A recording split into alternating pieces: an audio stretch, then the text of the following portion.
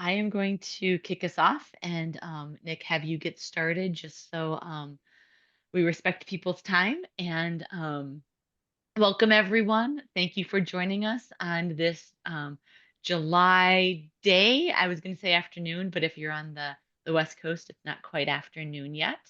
The topic today is going to be scholarships. We're going to do some welcome and some intros. We're going to talk about scholarships. We're going to do an open discussion, and then we're going to wrap things up. Really, a lot of it will be discussion based today. We do always like to settle ourselves into why we gather as a group on each one of these sessions. And it's really this community purpose is to gather us together to share knowledge and best practices.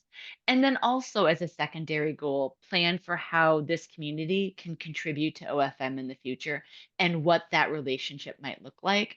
We're really focusing on the first two right now, and we'll see how that third piece plays out as things at Salesforce move forward. All right. Introductions. It says in the chat, there are only, I think, 6 of us here today.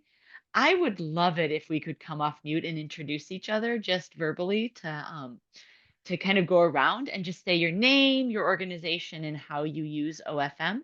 I'll get started and then I'll just popcorn it to somebody else and they can move it to somebody else and so forth. So my name is Sherry. I am with an organization, a consulting firm called North Peak Solutions. I am the Director of Professional Services here. I use OFM in particular for clients who are looking to manage grants within Salesforce.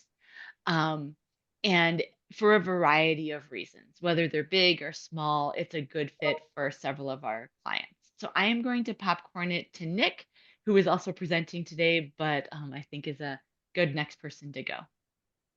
Hey everyone, Nick Lindberg. You'll hear a little bit more about what I got going here in Outbound Funds. I'm from the Carlson School of Management here within the University of Minnesota, where I do all things Salesforce as a Salesforce admin.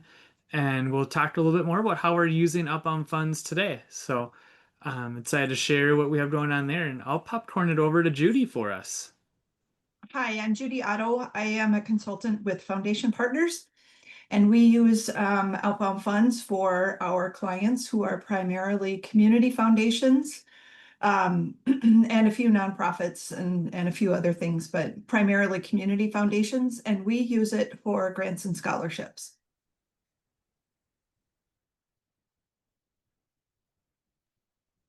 And then Kim, if you want to go ahead. Sure. Hi, my name is Kim Shapkis. I am currently a Salesforce manager at a company called Network Distribution, which is in the for-profit world.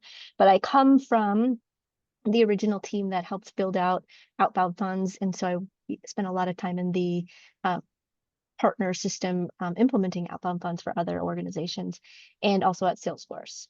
So I'm happy to be part of the team. I'm going to pop it over to Kathy. Thanks. Hi, everyone. I'm Kathy Dunn. I'm with Idealist Consulting, and we end up doing grant-making implementations that may be NPC-based, but we use Outbound Funds a lot, excuse me, for smaller clients or with needs like when NPC grant-making would just be way overkill. So just wanting to keep up with Outbound Funds and keep it as a viable option. And I guess... Is it Josu? Hello, my name is Josue, and I work as a Salesforce administrator at 10,000 Degrees. And we actually in our org don't use the Outbound Funds module, but like I'm interested in this discussion here because we do have like a lot of scholarships that we administer. And some of them are donor advised, and interested in learning more. And is there anybody else? I think maybe Amy. Yes, I'm Amy Brooks at the Reese Jones Foundation in Dallas, and I'm another outlier that does not use Outbound Funds. We are currently transitioning to the new grant making, but I was hoping to glean something more about the the scholarships and how you guys are using that. And I think Outbound Funds is pretty similar to any of the Salesforce management tools. So I was hoping there'd be at least that commonality. Definitely, definitely. We're finding that, that's the Outbound Funds group, it's the community group, but we find each one of our sessions that people are here that may not use Outbound Funds, maybe doing grant making or scholarships, but the things we're talking about, the topics just are overarching and can be applied, and you can see how maybe Nick has used Outbound Funds to do scholarships, but you can translate that to other areas because it's really about connecting with other people who are doing similar work. So yeah. All right. I think that is all I had on my introductory plan. So Nick, I'm going to pass it over to you. Let me know if you can't share your screen or if you need me to do anything as the host. Awesome. I think I got everything all set up here. So maybe a thumbs up if you can see my screen with the awesome. Well, I'm excited to talk today. Ironically, as I was just thinking about like kind of intros to what I'm going to be talking about today, some of the stuff is going to be scholarship related, but some of the things that I'm doing today actually are kind of agnostic to scholarships and more about just how we're doing things within our org and Outbound Funds. And so hopefully there's some little glimmers of things that are a little glitter that can come into your org and make some stuff happen from there. So first off, a little bit about myself. So I'm Nick Limberg, worked at the University of Minnesota. We're doing a bunch of things within the school, scholarships being one of those.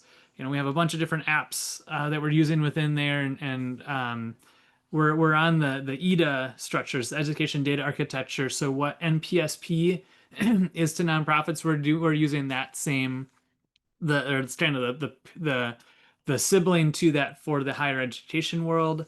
There is just like how there's a nonprofit cloud, there is an education cloud.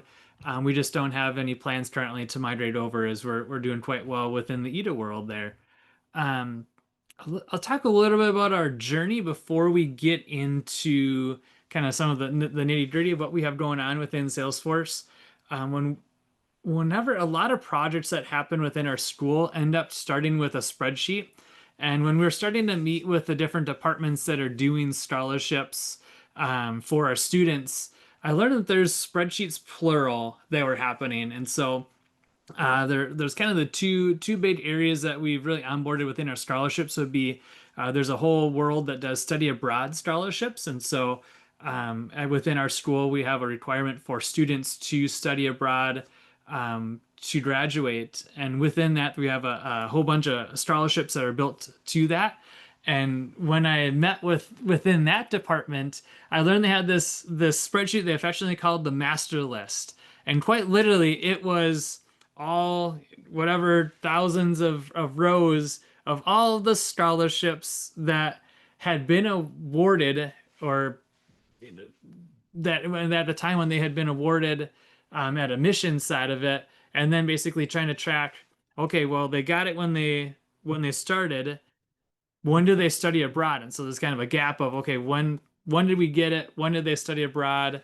And then, did we actually award it out? And so this is the master list. These are the columns that they had. And needless to say, that became a big issue, because there was, I think like every semester it seemed like there was a student that was missing and things along those lines.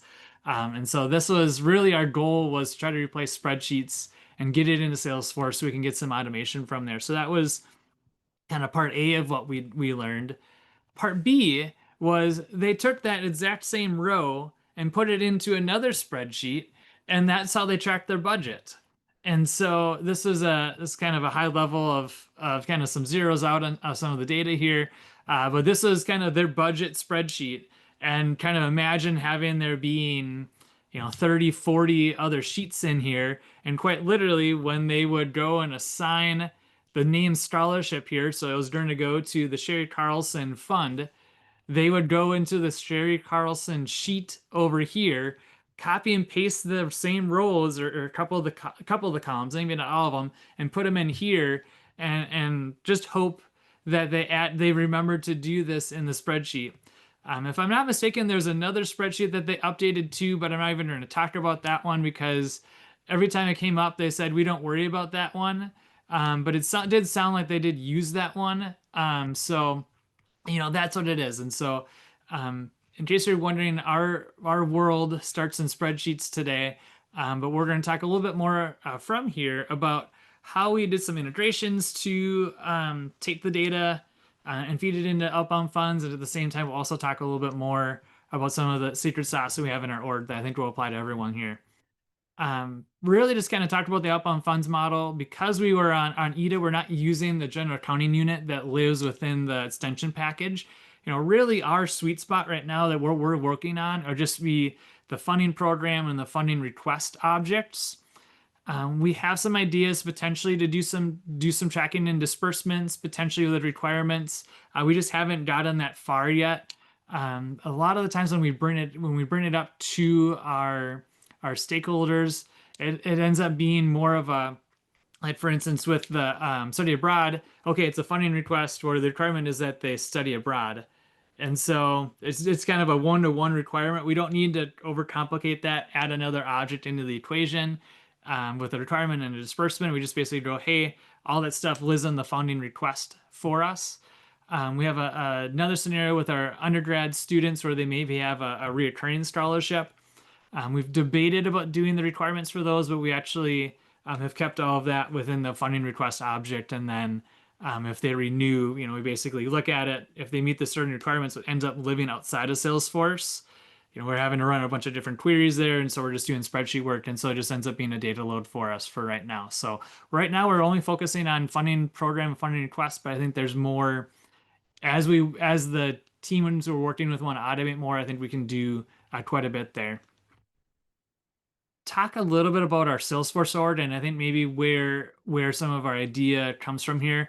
Really our guiding principle within Salesforce within the Carlson School is really to aggregate all of our data, so that be from the web forms that are coming in for prospective students to our handshake job postings that are happening to us being a PeopleSoft student school.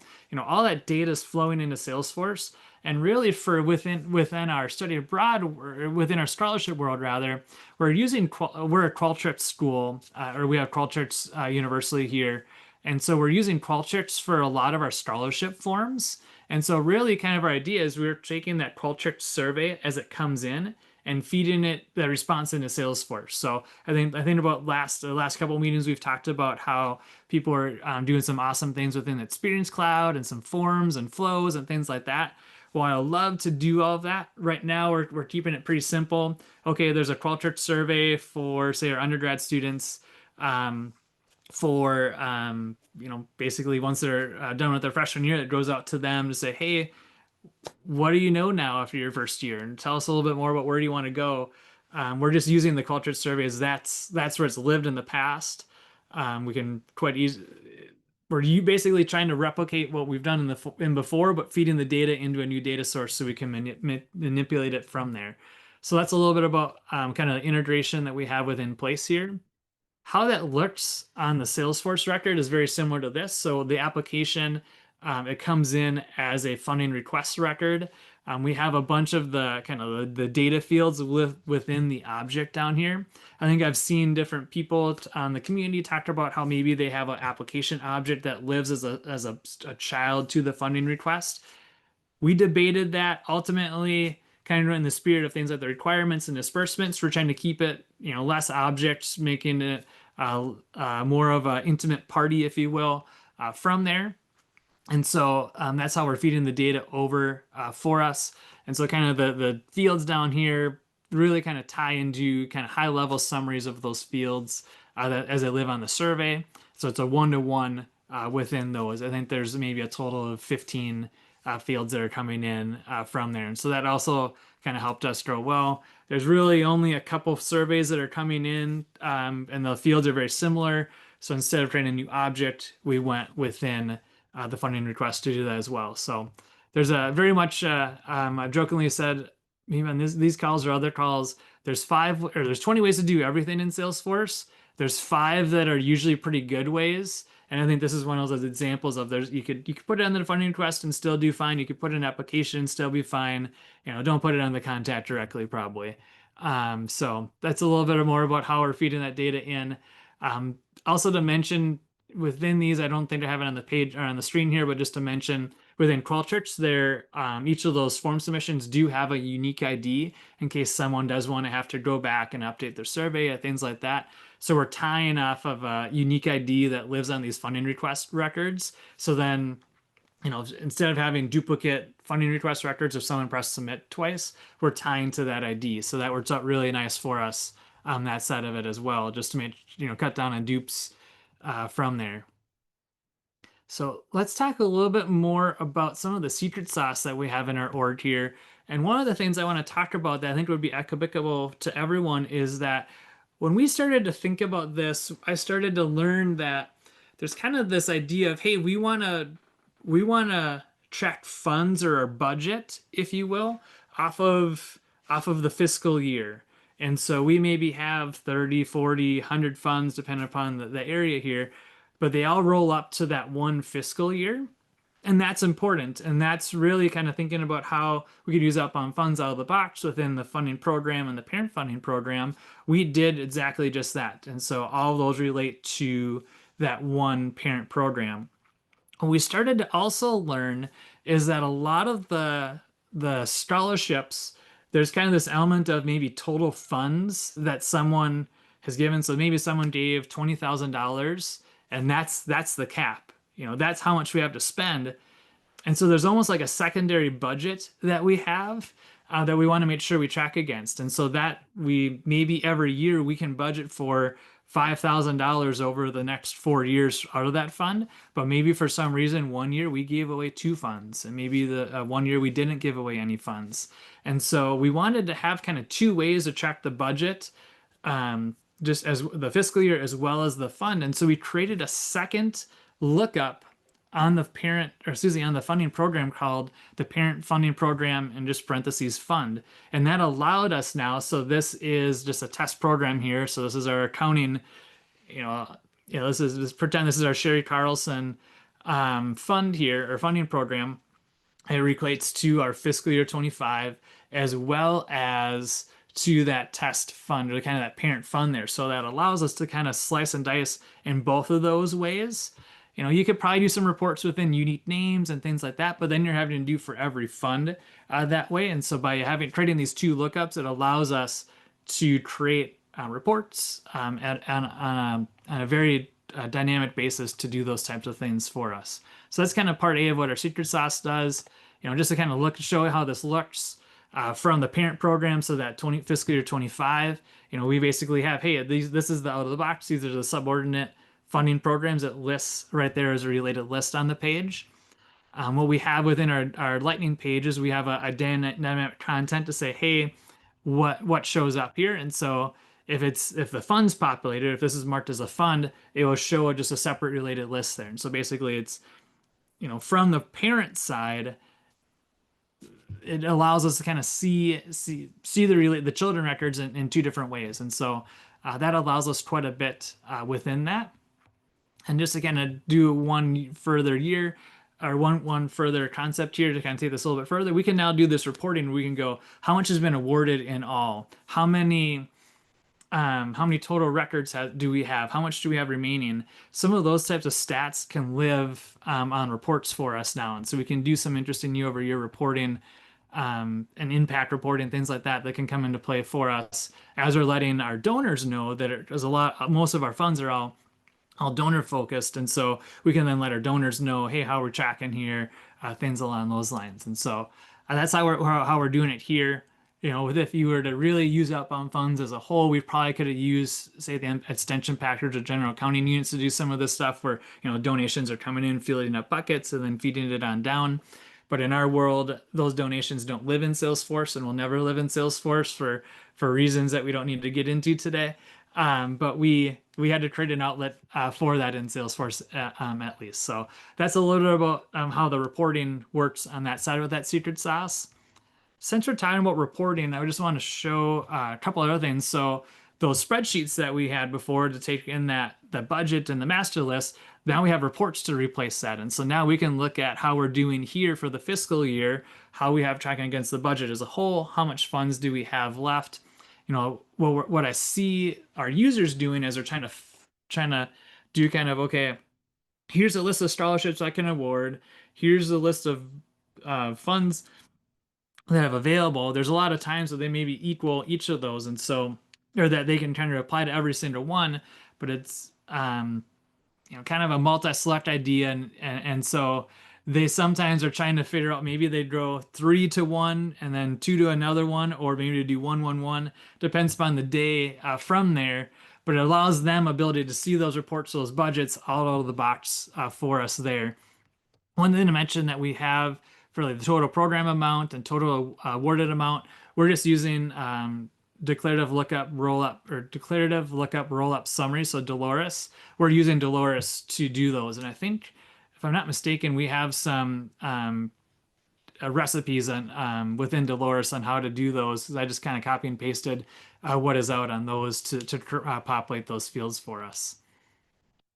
How that master list that has been affectionately called, this is how it looks now in Salesforce for us. And so here's basically the same columns that we have, and we're able to go from there. Really the one thing to kind of mention that we're doing that's kind of maybe scholarship specific would be we're using the applying contact field versus the applying organization field. Really everything else is kind of copy and paste between the two, or at least kind of universally used. But the only difference is, instead of saying, hey, it's to this organization, we're just populating a lookup to the contact to say, hey, this is the contact that has been applying from there. So that's a little bit about kind of that world on that side of it. Next, let's talk a little bit more about kind of our second secret sauce that we've built out there, and kind of, I'll go back to the budgeting story here, and when we had that spreadsheet where me as a kind of a funding or a scholarship awarder, a lot of times these scholarships have different requirements, or the funds have different requirements, whether it be majors or minors, or I think we have one where if they're a resident of a certain state that's not even in the Midwest, like we want to look at someone that's from that state. And so there's kind of these different requirements that come into play within this. And so what we've started to do within the funding program side, and I think this is, again, can be kind of universally used, is this idea of using tracking the different requirements that we have. So at the top here, we maybe have some of the requirements and preferences. And so this is kind of verbatim when the donor gave the money, these are the words that they shared with us. But what we started to do, and a lot of things where you think about degrees and majors and minors, at our school we have 14 different degrees that someone can get at an undergrad level. Well, that becomes really easy to create 14 different fields for us to say, hey, these are the 3 degrees that this program is allowed for. And at the same time, maybe career interests, where maybe those degrees are slightly different. Maybe your actuarial sciences of interest, or you want to get into that world. Well, you're probably an accounting degree, but there's also some other classes that you're taking, or maybe mark yourself as an interest there. So we want to check those boxes as well. And there's maybe another 14, 15 that live in that world. And why these requirements can come into play, if we go back a couple slides here to the program, these kind of tie verbatim to what we're talking about with the questions. We're talking about majors, we're talking about minors, we're talking about career interests. We're also talking about some of those, maybe I'll call it this demographic information, where people are maybe talking about, what state are they from? What city are they from? Are they first generation student? Things along those lines that maybe come into those generational questions or demographic questions that we can then have a checkbox over here to then delineate. And so kind of the idea, and in the why we're using checklist versus multi-select pick lists, is just the idea, thou shalt not create a multi-select pick list in your org, from the Steve Moe sales school of Salesforce. That's kind of the spirit here. Yeah, these could be multi-select pick lists, but using checkboxes has just made it a lot more simpler or cleaner to do some reporting for us from there. But the overall idea is to be able to check these boxes to really trying to categorize these scholarships from there. One little tidbit before we talk about how we're using this as well is within that parent-child relationship we have with the funds, we've built out some automation where if I checked, say, on the parent record, hey, year over year, sometimes the interest change or the funding requirements change, we can update the parent record and then it'll update all the children records for us that are in the future, and specifically that are in the future. So we have kind of a point in time for, say, the previous fiscal year, that was at this point in time, but for a new fiscal year, we're going to update all the funds going forward. And so that's really cool automation. So then everything stays in sync for us as well. But why I keep talking about these requirements is where this can actually come into play for us is that we've built a matchmaking screen. So when I'm on one of the say I'm on the test fund here for accounting, I then can then go and look.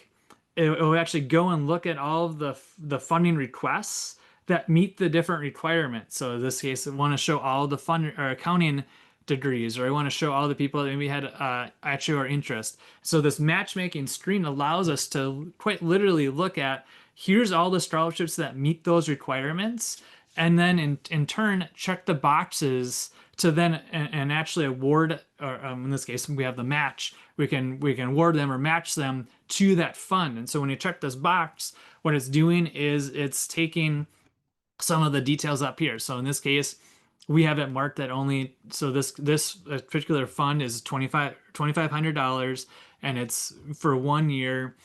And so what it'll do is if I check, say, this funding test accounting 4, it will mark that one as a $2,500 award for the date that I press the match to that fund, and also update the status for it. So I'll update, say, 5, 6, 7 different fields for us.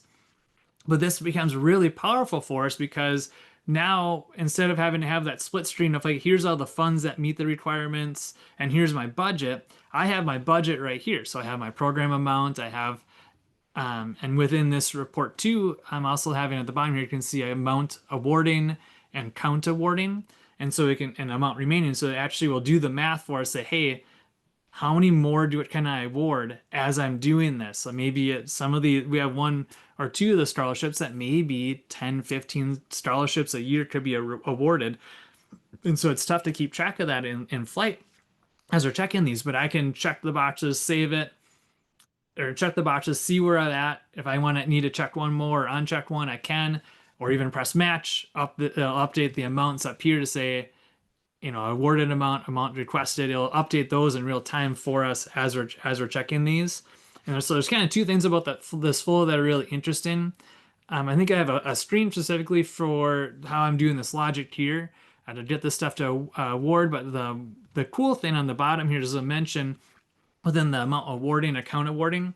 That's some newer functionality within Salesforce to make screens more dynamic. And it's you basically launch a subflow to do some calculation within a transform component within the flow, and it basically is doing it. This page right now is quite literally launching a flow in flight and reacting to it, and so it's a very nifty flow trick. If you want to Google flow reactive screens, you can kind of see some of those types of abilities there, and there's some cool videos on how to do that.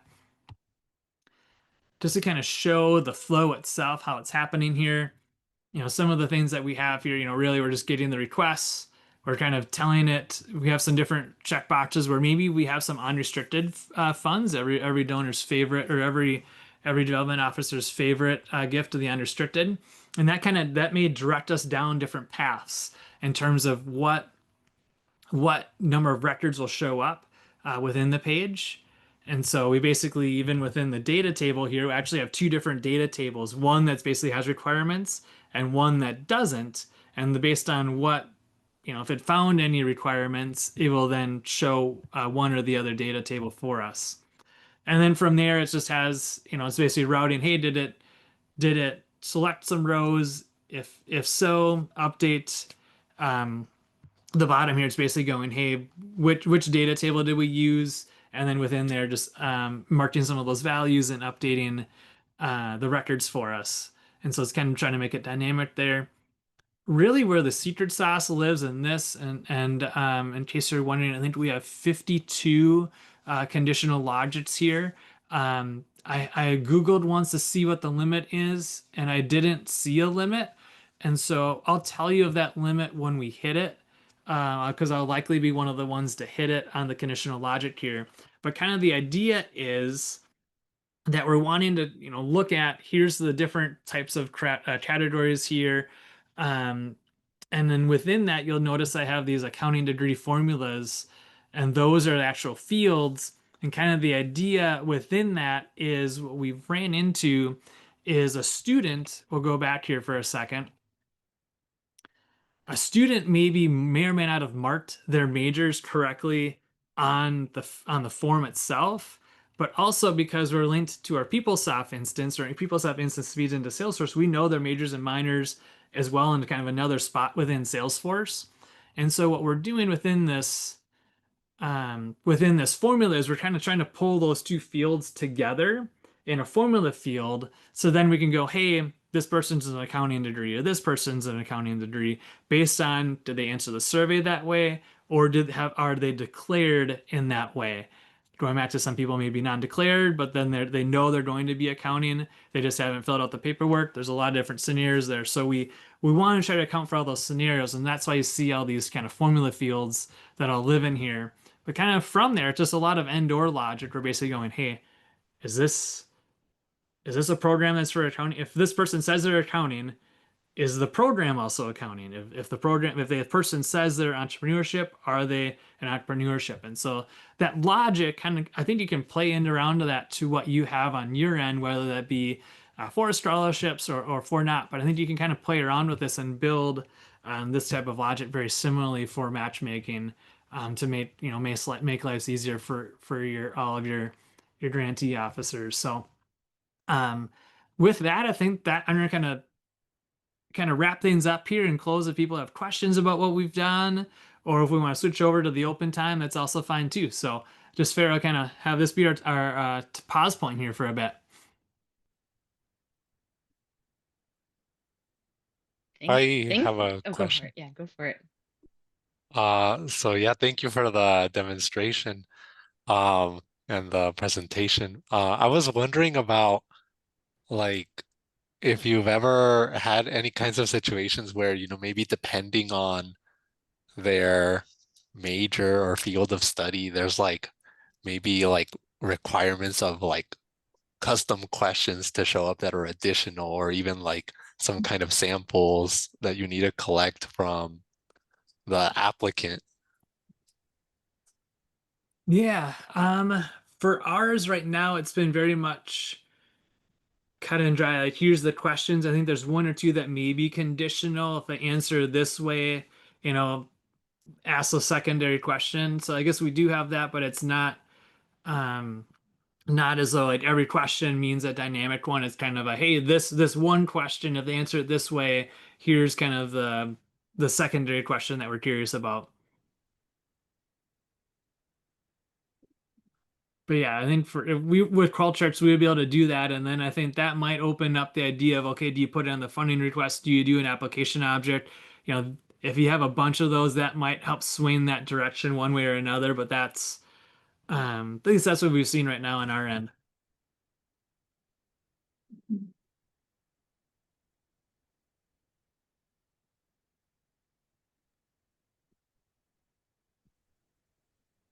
Think of other questions, but I wanted to say I really liked the matchmaking piece of that, like the screen flow that's bringing in things where you can then be like, oh, I've now awarded X. Wait, that's too much because I still have 5 more I want to award, and that ability to balance is really amazing. Yeah. Everyone Yeah. asks for it, so. Yeah, I especially like that as well, Nick. It's a very nice add-on to all that you've done, all that's in the tool. That I think the beauty of this tool is that it gives you the basics, and then you can customize to your needs, whether it's your own because you're the end user or the admin, or whether you're a consultant who's building it or customizing it, configuring it for a client. So I too, I love that matchmaking piece. That is really nice, really nice. So one of the things that our org used this for is they also built out the eligibility so that the student could log in to the portal and fill out an eligibility quiz. Mm, And then it mhm, would match them to all the funding programs that had a match. So something kind of similar to your matchmaking, mhm, but on the kind of on the other end of it. mhm. That was cool. I did not build that flow. Somebody else actually did that flow, but I did work on the project. So it's that was a nice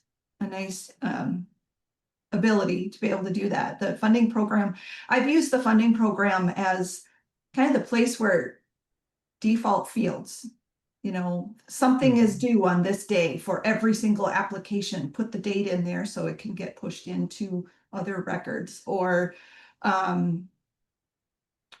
you know, connect the letter template, whatever the letter template is for this specific scholarship, connect it to the funding program so it gets, you know, it grabs the right one. So it's a really nice launching tool for defaults and stuff like that. So yeah. Totally, yeah, I agree. And Judy, I totally see what you're talking about with the kind of the logic you did with your eligibility stuff. You could totally do the exact same thing that I'm doing with the eligibility side, Yep. and kind of do the requirements and tracking and things like that. Yep. Um, yeah, it totally would be possible, or totally, as you see, it's possible with what you all built. And so it's, Yep. you know, kind of goes back to the flexibility of the tool. Yep. Yep, for sure. Yeah. And so it was reassuring to see all your check boxes, because I too have created check boxes and pages that look like that. And I think, gosh, is this the best way to do it? But yeah, it works. Yeah. It's a good way to do it. So I've yeah. done the child object like eligibility as Yeah. well, and it's like a step more complicated, and I don't know. Every time I do it, I think, can't this just be check boxes? Mhm. Maybe Mm. Yeah. Well, because and it feels complicated. a So lot of times you want that information up on the parent anyway. And so, yep, it's nice to have it on the child, but you know, there's times when it just put it on the child. Yeah. So, yep, I totally get it, Sherry. Yeah. I would like to ask, has anyone, the gentleman that talked before me, I'm going to butcher your name. So, Mr. Ramirez, you mentioned like custom questions and things that you want to show up for some applications, but not others. Um, are you talking just you know, a couple in your entire org, or are you talking like there could be 5 for every single funding program? Yeah, so I can share a little bit more. So we have like a what we call a general application for, you know, they're like high school students maybe going into their first year of college, or sometimes they are, you know, current college students looking to get awards. And this will be like, I guess, an application that will place them to be like considered for a scholarship that's kind of like maybe unrestricted, and maybe it's based on their region. But Yeah. then we also have this kind of like, I think it might be similar to what you said by eligibility quiz, where it's like a screen where we ask them like very specific questions so that they can be considered for these donor advised scholarships. And then we've seen, you know, a lot of different kinds of questions that the funders are interested in collecting from students. Mhm. So maybe it's based on, you know, where they live, um, Yes. and then like their field of study.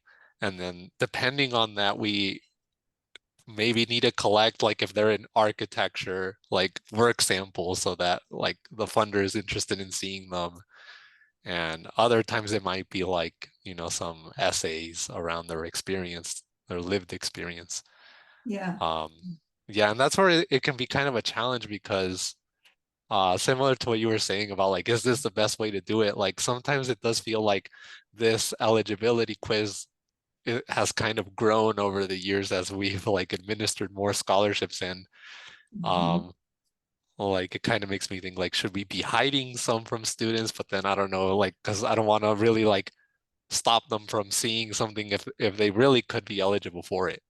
Yeah. Yeah, yeah. Yeah, we had similar, and when you get into a community foundation, sometimes they have hundreds and hundreds of scholarship funds, hundreds. And the foundation typically tries to narrow this down. Like, here's the questions for this whole group and, this group. And so, but you sometimes end up with dozens of custom questions, and having those, it just didn't seem like a good use of fields, like I shouldn't be putting everyone out there. And what we ended up doing on that project was we ended up using a form tool for the application where you could manage some of that a little bit more. So there ended up being some separate applications, and some um, logic to hide or show questions. Um, and it was still then embedded with an iframe in a flow. So it was to be put on a portal. And so the portal user would still click a flow button that would go grab the correct application and launch it. And it works, but I just always wonder, we tried to solve it with some custom objects and stuff and build out questions. But the thing we were always running into is, well, I want this question to be a date, and this question needs to be a dollar amount, and this one needs to be text, and this one's an essay. And it just, there just isn't the platform already there that can help you build out these custom questions. And we couldn't find an appropriate app that would do it. There were some out there, but they were like big. So I just wonder, did anybody else solve that kind of scenario with an app, or did you end up using like a form tool, or anyone have any thoughts there? Um, most of the custom questions that I've dealt with are narrative, right? So let me preface it with that. And Yeah, I've yeah. done that like narrative 1, narrative 2, narrative 3, and then just Mhm. like put the appropriate thing into Salesforce, and then Mhm. had all the different questions over in the form tool, like the In a form form assembly, tool. form stack, that sort of thing. When Yeah. it's a bunch of different questions, again, sometimes I end up defaulting to that form tool and then just having more fields on the application. It's when I start pulling that from the funding request and storing it on either a requirement or on an application object just to clear up the Yeah. clutter. Yeah. But I have not found an elegant way to do it where I'm like, this is perfect. Mhm. Um, I did one time do a custom object that selected the right question, like the right sets of questions to display in the form in the screen flow, because we wanted to Okay. do it in a screen flow. And so I Yeah. had a question object that picked the right question, but it got so complicated that it almost didn't feel worth it in the end. It was Yeah. the right solution for that scenario. I've never repeated it again, and I've just used Yeah. the general fields as much as I can. But Yeah. Yeah. Yeah, that's kind of where we landed as well, was, just do the form tool. And then, yes, you can have like another org did, they did the questions within the flow and had, a few different scenarios within a flow. And then they stored it on the funding request as a display flow. So the display showed the responses, showed the question and the responses, so that the internal staff, as they're processing it, they can see, oh, here's kind of that whole set of questions that they asked, and here's the responses. Um, And now So, you might even be able to do it as like a um, yeah, related record field instead of a flow or depending. Yeah. yeah. We've tried a few different things, and as flow is always expanding, and so I don't know. That's just one thing that it's a struggle. I'm always looking for a better way to do it. If any of you were familiar with the what's the event tool? Summit Events. Mhm. There's a section in Summit Events where it allows you to create like up to 5 custom questions. And I like that's what I want to be able to do. You get 5 and only 5. So, Yeah. yeah. So Oftentimes, oh, go, oh, sorry. no, go Uh, for it. I was just gonna say, like, Judy, your question also reminded me that, like, I recently had heard of a app from Salesforce Labs, which it's not entirely, like tailored for our use case, but it's called like I think digital store audit, where it kind of has like this like ability to be able to make kind of like checklists and I think it was originally designed I think for retail Mm, um like for somebody to like do some kind of audit where they have to complete these checklists, but it also has this idea where you have like these flow templates where you don't know what kind of like questions the designer is going to ask, but mhm. I guess it's probably a rabbit hole, but there's ways to add your custom questions. Yeah. Yeah. Um, Okay. I can paste the app if you're interested here in the chat. Okay, sure, Yeah. sure. Yeah, and we looked also at like just the survey tool. But the problem we ran into there is it would only let the person respond once. At least at the time, you could only respond once, which makes sense for a survey, but not for an application. So digital store audit. Interesting. I'll take a look at that. Oh, and you right now you also reminded me too of the idea of like sometimes applications being really long. So Mhm. I guess depending on how you're collecting it, whether it's like a form tool or through screen flows, it's just like the idea of letting people save and resume, like the applicants. Yeah, Yeah, yeah, that's also yeah. its own thing. Yeah. Something that we've done on the review side of the house is we've started to use custom metadata to like pull in the questions that they want to be able to see on the Lightning Web component that we use for reviewing.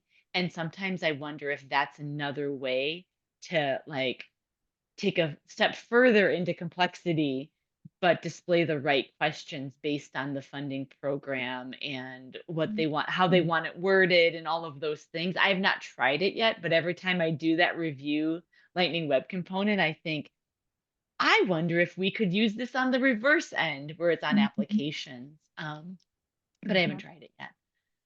I actually it's funny, we're getting to the end of our time, but one of our next sessions, we keep talking about doing a session on applications. Like how Mhm. do we like design applications? What are the challenges that come up in applications? And so I wonder if that's another session we want to do in Mhm. like September. That might be something that we do. Other thoughts or questions as we head towards the end of our time together today?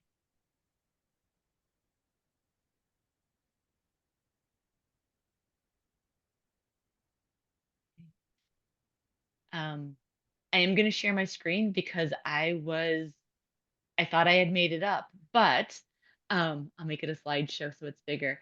But I did say that our topic in Mhm. September is applications. November, we're still figuring it out. We have a list of topics, and we're just assigning them to months when we're gathering. And so I thought the next applications would be a good next topic. If anyone has something that they have done that they would like to present at that session, reach out to me or Nick or another member of the team, either directly or via the community group. And we would love to have other people share what they've tried, what they've learned.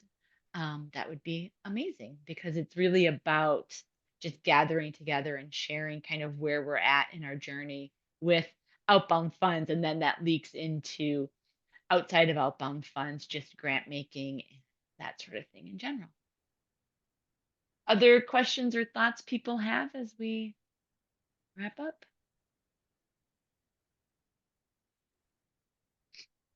I will let everyone go a few minutes early.